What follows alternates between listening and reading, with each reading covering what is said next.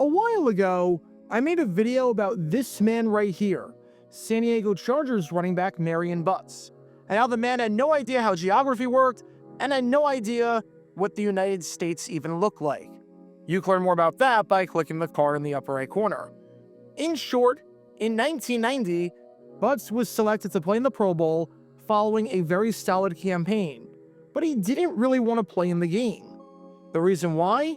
He wanted to stay in the United States because Hawaii was exotic, and he didn't need to do exotic things or see exotic places. May remind you, Hawaii is a part of the United States, and is one of the 50 states that make up this nation of ours.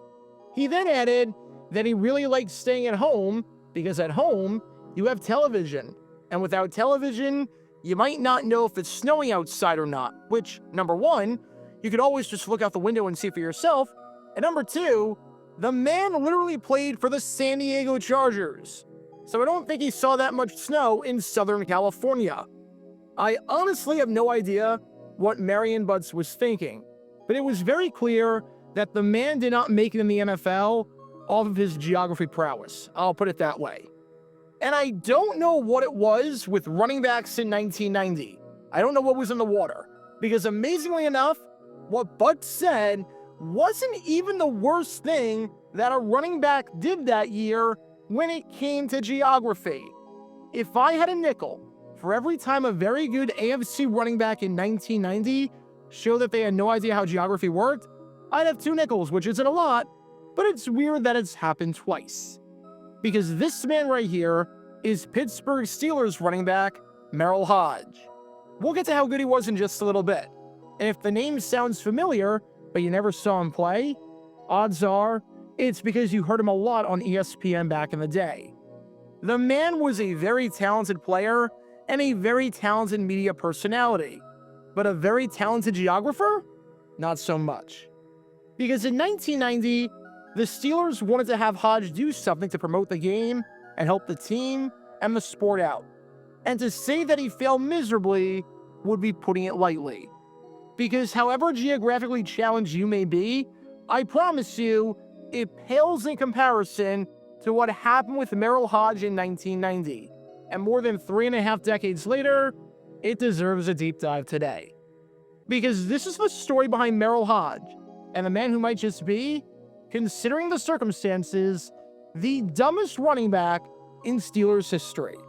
Make sure you hit that like button down below, subscribe, and turn on the notification bell so you don't miss a single video that we post on the channel, because we post every single day on here about the weird and the wacky history of the NFL with stories like this one that you may not have heard of before. So if you like that sort of stuff, then this is definitely the place for you. Thanks in advance for liking and subscribing, and for helping us grow this community. And with that in mind, let's talk about the man who thought the United States were a bit too united. Before I talk about the actual incident in question, and just how absurd it was, because trust me, I don't even know how one can be this geographically inept, we need some context to understand just who this man right here, Merril Hoge, was, and what he was supposed to be doing. Hoge was a very good running back in the NFL for a long period of time, who exceeded all expectations that people had for him. When you get drafted in the 10th round, and you finished your career with over 5,000 yards from scrimmage, you did something right. Amazingly enough, Hoge had the second most rushing yards of anyone from that 1987 NFL draft class.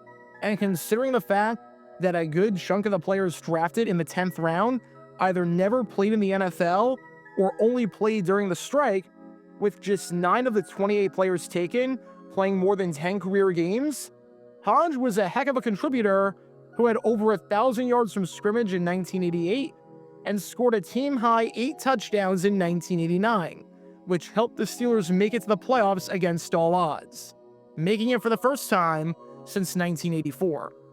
Bottom line, Hoge was a good player, and when you've got over 2,000 yards from scrimmage in a 2-year stretch, you're going to get a lot of notoriety, especially when you play for one of the biggest teams in the NFL who just made the playoffs. And around this time, the NFL was working to grow the game internationally under new commissioner Paul Tagliabue. The NFL had experimented with games internationally before, with preseason games being held in the late 1980s in the United Kingdom, Sweden, and Japan, and with television deals happening overseas for the first time ever, including live airings of the Super Bowl. But 1990 was going to be an entirely different frontier.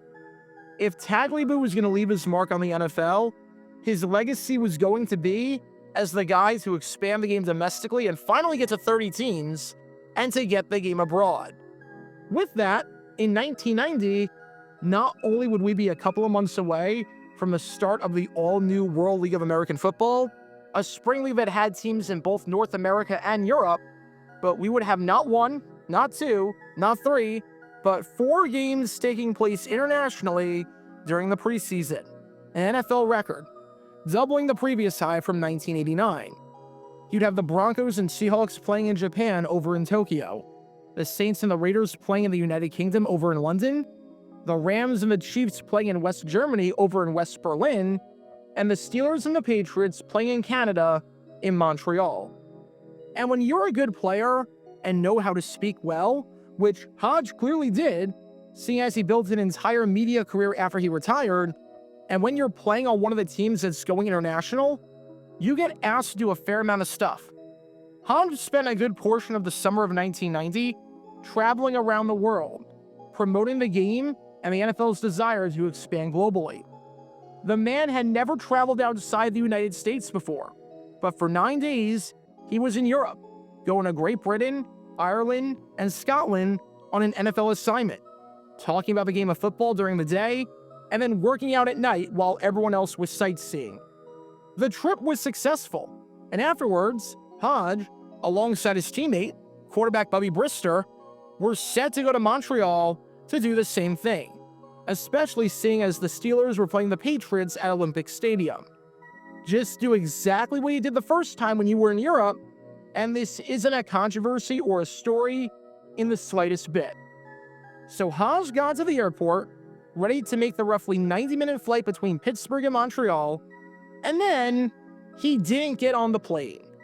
It was going to be Bubby Brister all by himself. The reason why? Hoge didn't have any form of identification on him. He didn't have a license. He didn't have a passport. He didn't have a birth certificate. The man had nothing. Now look, going to the airport with no ID on you seems really stupid, but this was pre-September 11th, so times were a lot different back then, and on a lot of flights, you didn't need to bring your ID with you. Crazy world looking back on it, but that's how it was. Plus, we've all forgotten something at some point in time. People have definitely left their home without their wallet, or they leave their hat somewhere, or their license falls between the seat of their car, they can't find it. It happens. And to call a man the stupidest running back in Steelers history for not bringing identification with him, especially in a pre-September 11th world, seems like a massive over-exaggeration and seems really unfair. And if this was just a case of Hoge thinking that he had his ID on him, but being mistaken and having that realization too late, or misplacing it and not knowing where it was, then fine.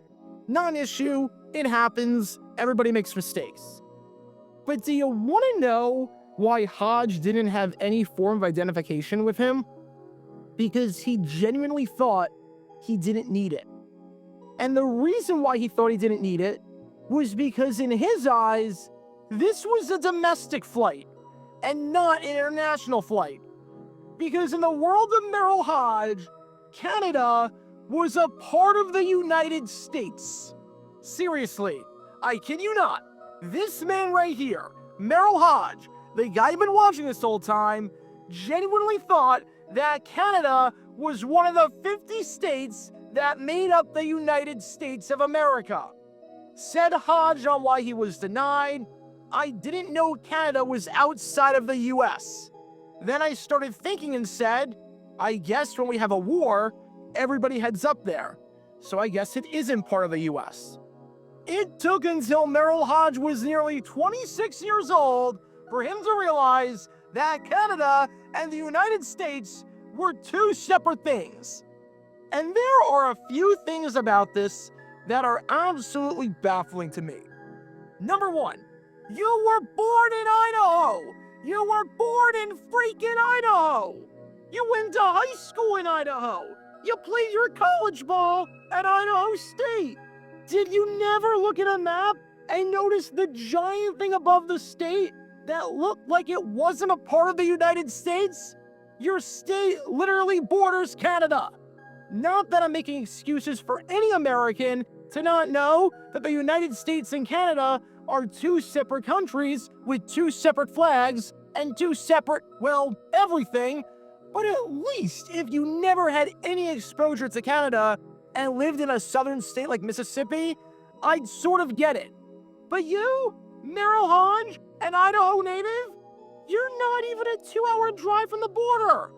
I don't get how it's possible to not know your own backyard like that. Number 2, the whole purpose of the mission that Hoge was sent on was to grow the game internationally. You knew that. Heck, you just went on one of these missions to Europe. Which raises the obvious question, why would you be doing this if the game was in the freaking United States? If you were sent on a mission to promote the game, the NFL and the Steelers came back to you and said, good job, now we have another one of these international games, so we want you to do it again. Why would you possibly think to yourself, this game's in the USA? That's like if you're taking a test, the test booklet tells you to use your calculator to solve this math problem. So you use the calculator and solve the problem. Then, the next question in the test booklet tells you to use your calculator to solve this math problem. So you decide that the appropriate answer to that question is an essay on the themes of the classic novel of Mice and Men. Like, why would you jump to that conclusion? And just in general, how could you think that Canada was a part of the United States? Especially considering the fact that the game was in Montreal, where they speak French, as in an entirely different language. Did you think the Canadian Football League was an American league, and we just had 2 completely different versions of football in this country, with one of those versions just not being televised here for some reason, despite the fact that it's a part of the USA? Did you turn on the 1988 Winter Olympics held in Canada, see the flag of Canada, hear "Oh Canada" playing, and think to yourself, wait, why aren't they playing the Star-Spangled Banner? And why does this flag not have the color blue in it, or have 50 stars and 13 stripes? Did you find it strange how no one got off on July 1st for Canada Day in the United States? Did you ever watch any international event of any kind between the United States and Canada and think it's odd that we be playing ourselves? Did you ever watch any election coverage and find it odd that Canada didn't get a vote despite being a part of this country? Did you ever look at a freaking map? I genuinely don't get how a grown man, a United States citizen, and a man who lived next to the border thought that Canada was a part of the United States and blew his assignment because he thought Canada was domestic, despite being told that he's going on this mission to grow the game internationally because the Steelers had a game in another country. I don't know what's worse, I honestly don't. I don't know if Marion Bud's thinking that Hawaii wasn't a part of the United States and thinking that he needs to be home in San Diego just in case it snows is worse, or if Merril Hoge thinking that Canada was a part of the United States and not going to Canada for this international mission of his is worse. They're both pretty freaking bad, I know that much. They're both good indicators that just because you know how to run with a football doesn't mean you know a lick about geography. But in case you're watching this video, Canada and the United States are 2 separate things. If they weren't, the South Park movie would be very bizarre. Because in 1990, Merril Hoge thought that "Oh Canada, our home and native land," included the land of the free and the home of the brave. Check out our live streaming schedule for the next few days. We're live every single day on this channel, whether we're covering a sporting event or playing GeoGuessr or just taking your requests. So make sure you like and subscribe and turn on the notification bell so you don't miss a single time that we go live and so that you can join this community.